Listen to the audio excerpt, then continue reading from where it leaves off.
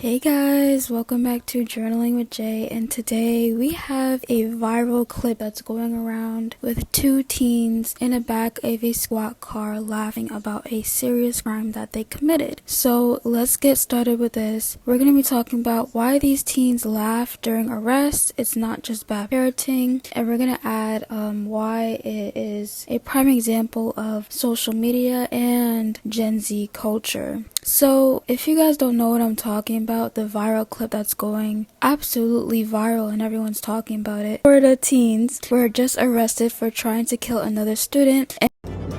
This is such a bonding experience. I love this. Viral, and today we're breaking down why this happened, what it really means, and why it happens a lot about Gen Z culture. We're also going to tie this back to the video that I just made about how we're laughing about things that are serious in Gen Z culture. So this is a perfect prime example. So let's get started with the real story. In Central Florida, two high school students, a 15-year-old named Isabel Valdalias and a 14-year-old named Louis Lirbert, were arrested after police say that they planned to kill the classmate. Authorities said Valdez was obsessed with past high school shooters, even thinking that if they killed the student, they could somehow bring the school shooter back to life. Police say that they bought weapons and even items for what they called a ritual and planned the attack inside of the school.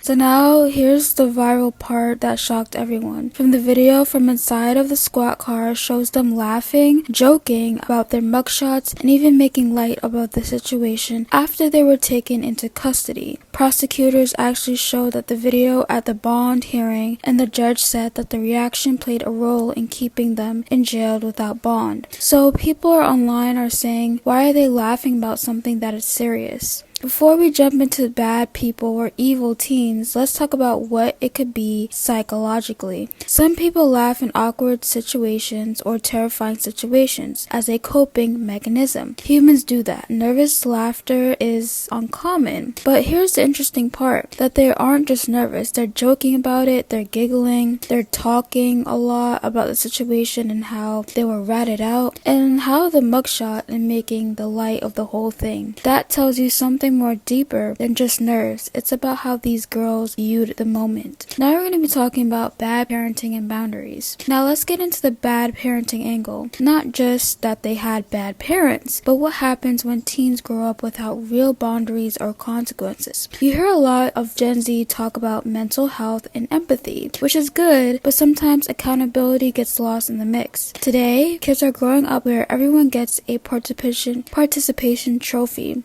Nobody gets in trouble and nothing feels real until it's a trending video. When you combine that with no serious consequences at home, some teens start to think nothing's really actually serious, a crime or being arrested. And that can show exactly like this, joking, laughing, and treating it like a meme moment instead of a wake-up call. Now, let's talk about social media and Gen Z culture. That's not just the whole story. Gen Z didn't invent clown behavior, but we did live in a world where shocking content gets clout and attention. On TikTok, on Instagram, or Reddit, the crazier your reaction, the more engagement you'll get. That means so many kids today have learned constantly or to not make specific or skeptical out of the darker moments so they could get likes to go viral. In other words, social media rewards unpredictably and viral responses more than serious or self-reflection. And when that combines with lack of boundaries growing up, you end up with stuff like this, a viral clip. So what does this matter?